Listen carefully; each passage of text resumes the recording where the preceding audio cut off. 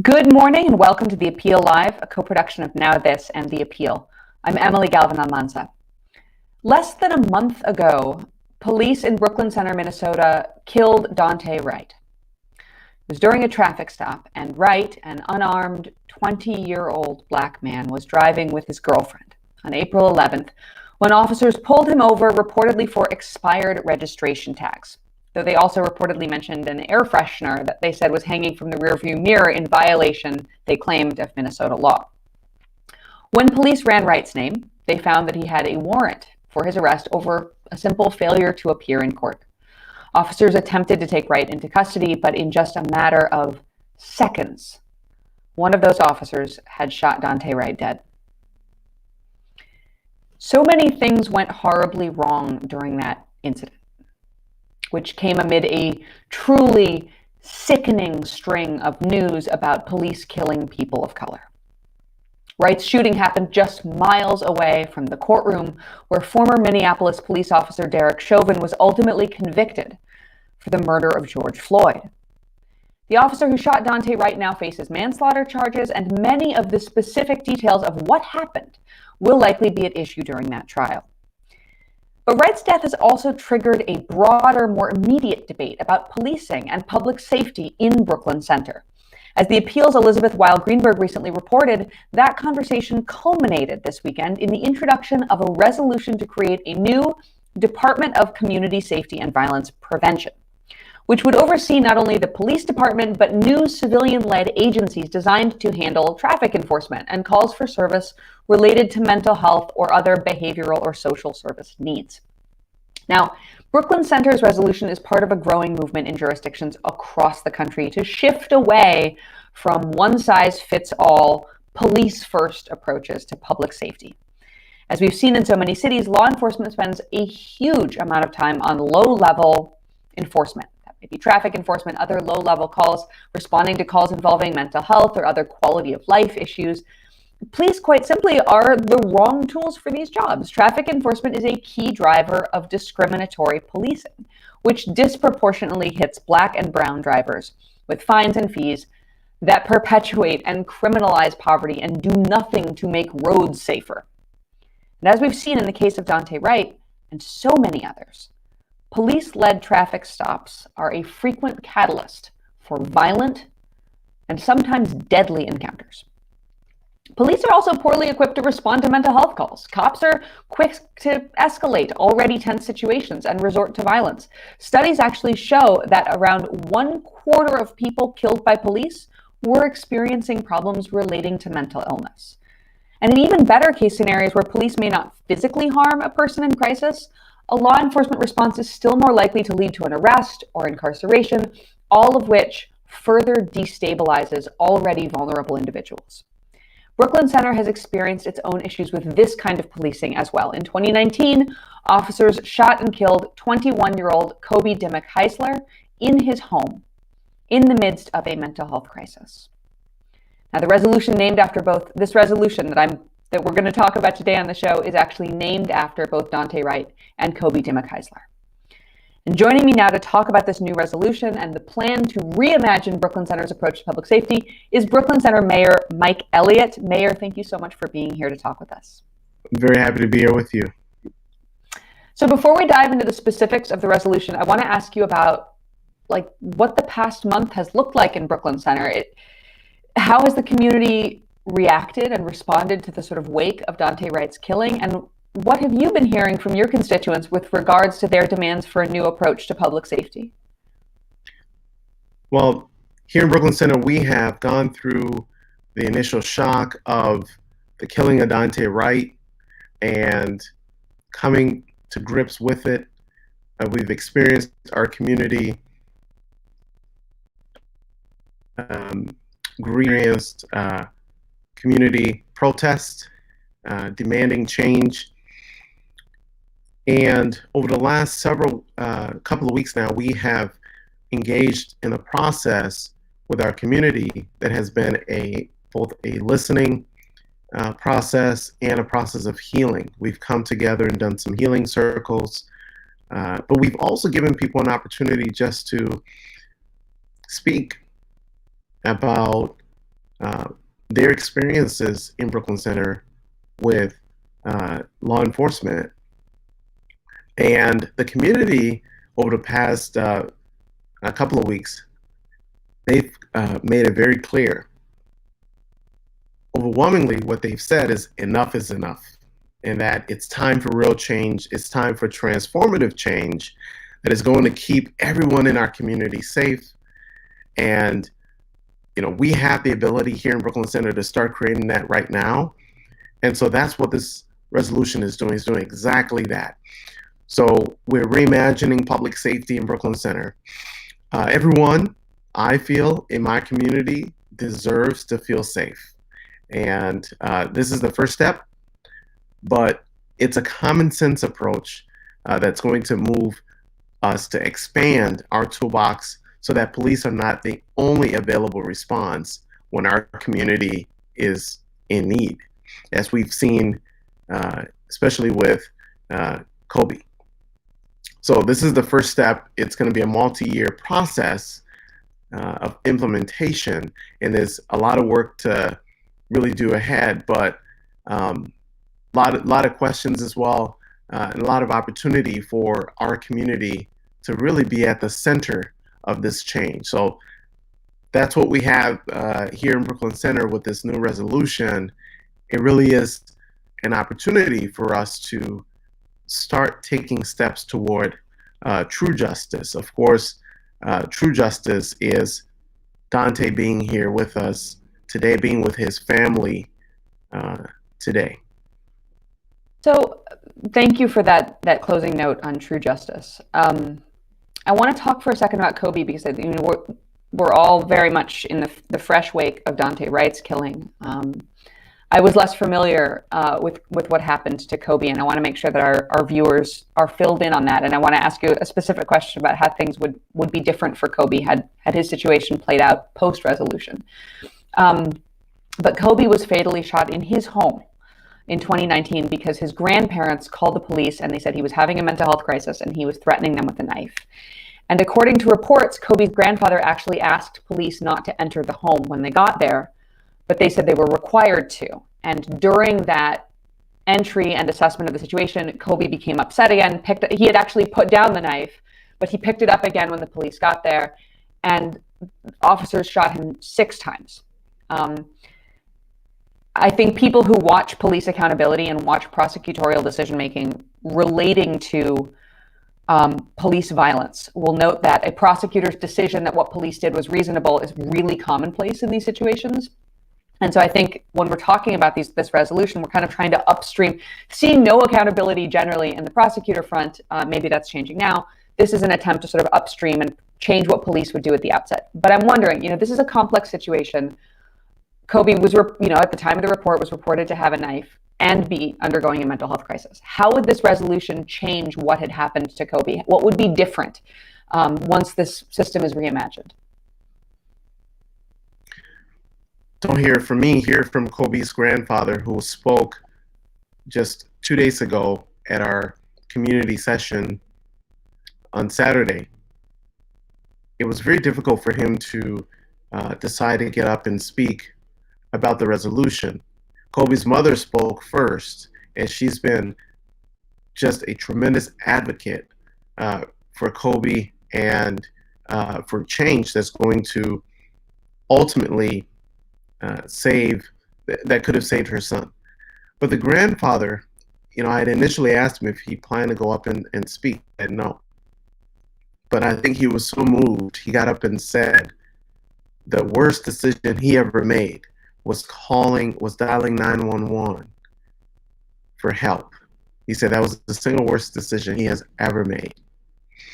With this resolution, Kobe's grandfather would have had the opportunity to have not 9 police officers respond who are not trained. They're not trained mental health work practitioners. With this resolution, Kobe's grandfather would have been able to call and get a mental health professional response team to go to the home, and be able to talk with Kobe in a way and deal with the situation in a way that could quite possibly, most likely, had different results. One of the similar programs that I know of is the Cahoots program in Eugene, Oregon, and I believe they get something around 27,000 calls per year, I believe. And one thing I know for sure is that they, I think, only call for police backup 1% of those calls, and they've had no loss of life. Incredibly successful. That's what I think would have been different.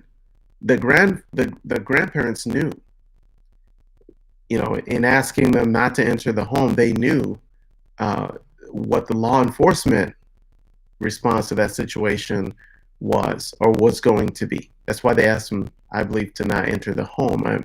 I'm just that is just my belief, and I believe they even called after they made the initial phone call, called and said, no, actually, don't come at all, because they knew the risk.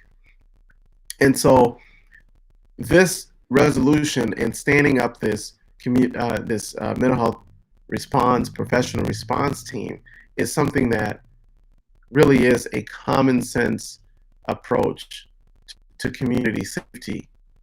And I liken it to the sort of the past practice of having, I believe, barbers pull teeth and do surgery. We don't have them do that anymore. They're left to just cut hair.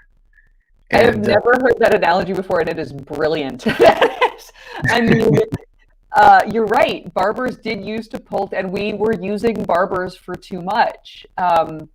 If it's okay with you, I'm gonna steal that and use that all the time, because it's so clarifying, right? Like when you picture a barber being asked to like drill into your molars. So I appreciate that, especially what you noted about the desire of your constituents to be able to decline or request a better prepared professional. Kobe's grandparents did not want police in their home. They wanted help for a mental health crisis. And I really appreciate the note and the reference to Cahoots with its staggeringly successful track record. On the traffic enforcement side, of course, there are fewer demonstrated programs in this regard. The data on the danger of traffic enforcement is really, really clear. But Cahoots has this sort of longstanding mental health service track record. The STAR program in Denver also, Macro in Oakland is going to be imitating this model.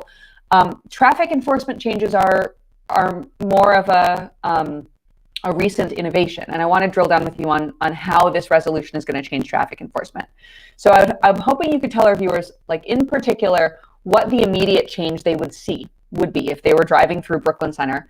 And specifically, I have to ask, as a former public defender, I know that there's always loopholes in restrictions on what police can do. And in this case, I know that the resolution only applies to non-moving traffic infractions. So, failure to signal could still cause police contact for someone. So can you talk about what changes people will see and specifically address whether police are going to use these loopholes to continue their current level of contact? Well, that's an excellent question. I just want to reiterate. So all the elements of this resolution, including this one, really comes from the result of our community demanding an intentional process of taking a serious look at how we enforce traffic rules. And during all those hours of public testimony, our community made it very clear that they're ready for this type of change. And we specifically heard people ask for unarmed traffic enforcement. Now, the change that we're looking for in terms of this unarmed traffic enforcement department, civilian department, they're going to be responsible for enforcing those non-moving traffic violations, and we're also going to be looking at perhaps limiting the number of moving violations that armed police can or should be enforcing. because we know that that oftentimes leads to the killing of unarmed people who really don't pose a threat. And so that's one thing that we're looking at. How can we make sure that minor moving violations don't then become the sort of overused ways in which police then sort of shift to focusing on our residents and doing those sort of stops that then they can use to search vehicles and arrest people using those rather minor moving violations. So that's something that we're going to be looking at. So I'm sort of wondering, as you engage in this transformation, you're proposing things that are based on existing examples that are, you're clearly, you just detailed how intentional this process is and how based in community feedback it is. So I'm wondering, are you getting pushback? Who is supporting this? Who is not supporting it? And how do you respond to people who are concerned about reducing police duties? It's really interesting. We had a community session on Saturday, and two gentlemen spoke at that. When the first gentleman went up, my heart sort of shook a little bit because I know him very well. And it's a long-standing member of our community, not shy. He went up, and I believe the first thing he said was, I voted for the mayor the first time he ran. The second time he ran, I did not vote for him.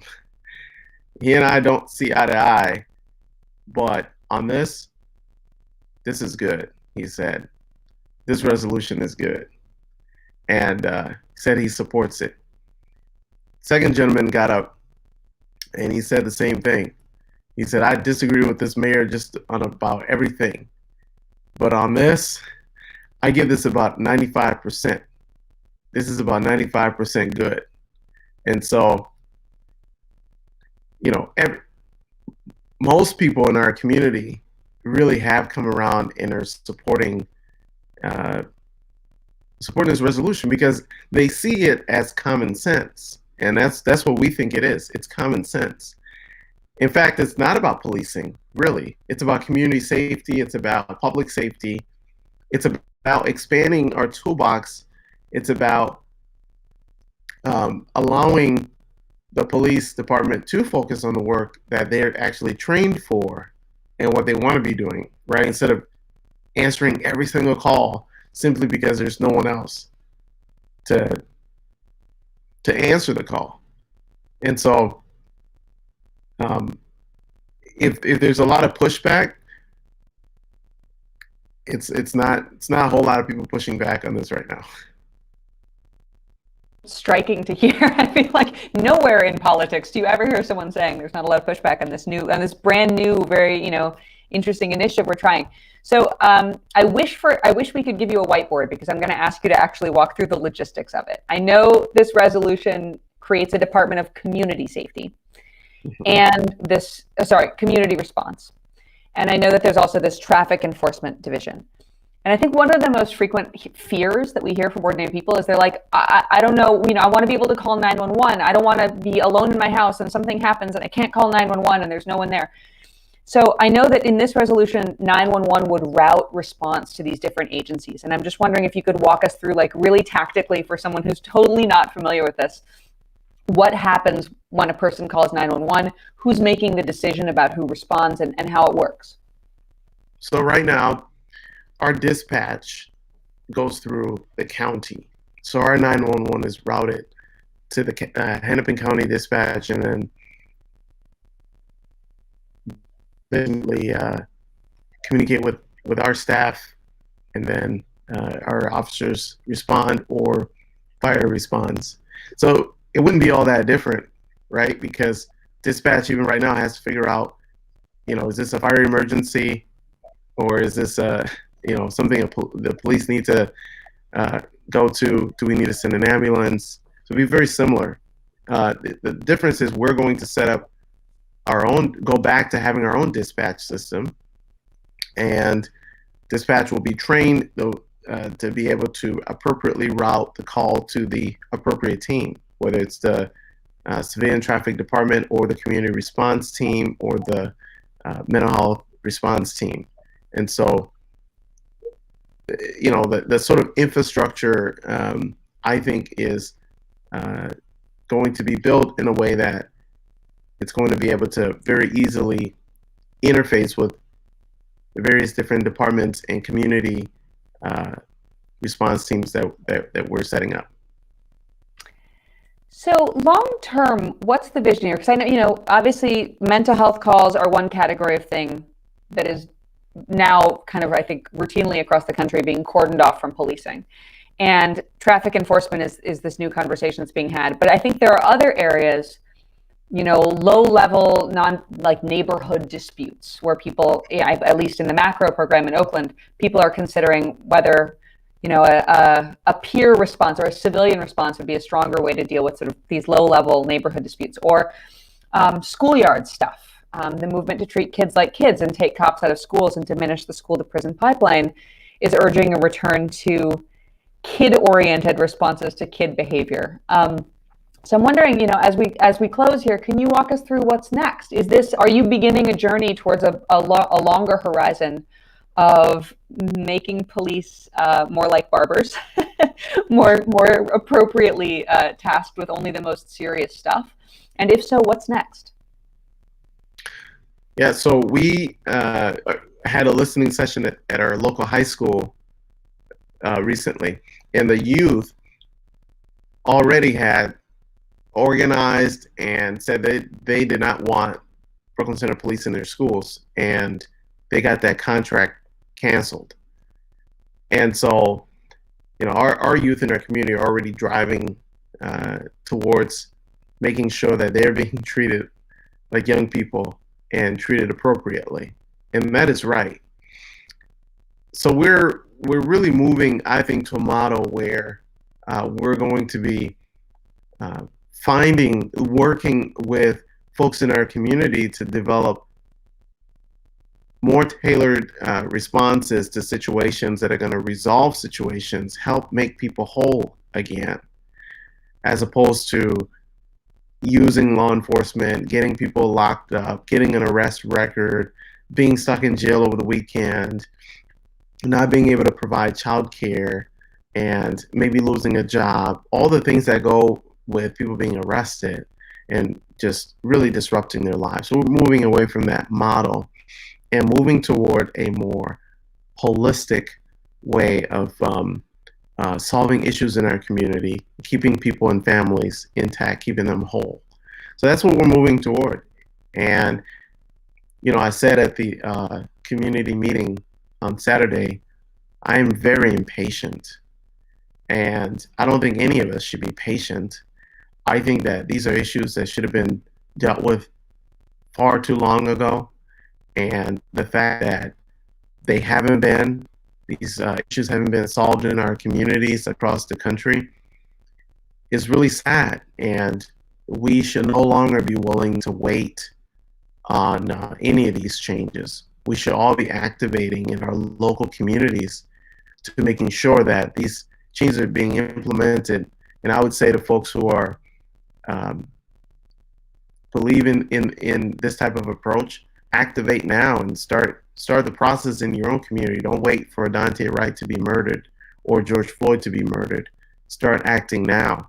And I do understand that sometimes these tragic events, do provide more of a momentum and for these changes, but start laying the groundwork now. So what's next for us is, after the resolution passes, is making sure that we're setting up an implementation committee of Brooklyn Center residents that are going to come back and really look in detail at how we implement all of these new changes, and then bring that back to City Council.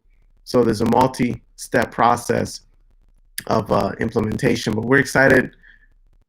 What I'm thinking about is, on average, the police kill someone every 18 months. And if you look at the killing of Kobe and Daunte, it's exactly 19 months and 1 week, which is very close to the average. So the time for us is ticking. It takes time to implement all these new changes and to fine tune them. So I'm communicating with my community that we're really on the clock. We got to get going. We got to get moving fast. So speaking of that clock, last question. I know this resolution didn't get voted on over the weekend. When can people expect a vote? It's very possible that we might have a vote at the city council meeting tonight, which is at 6 p.m. Central Time. And it sometimes people tune in remotely. Do people have to go somewhere? Can they see it? Yes, if you go to my Twitter, Mayor_Elliott, Elliott with 2 L's and 2 T's, I'll have the link posted there for folks to be able to join it's over Zoom, so you'll be able to join the meeting. I just went to your Twitter. All right, Mayor Elliott, thank you so much for joining us. Thank you for tackling this massive issue that is causing people so much pain and so much harm. So thank you. I will watch your Twitter to see if we can tune in and watch the vote tonight. I wish you the very best of luck, and I hope to have you back on this show a few months from now telling us about all the success these new initiatives have seen. Awesome. Thank you so much. I'm looking forward to it. So I think that I am most struck at this point by the message that Mayor Elliott left us with. Let's not be patient.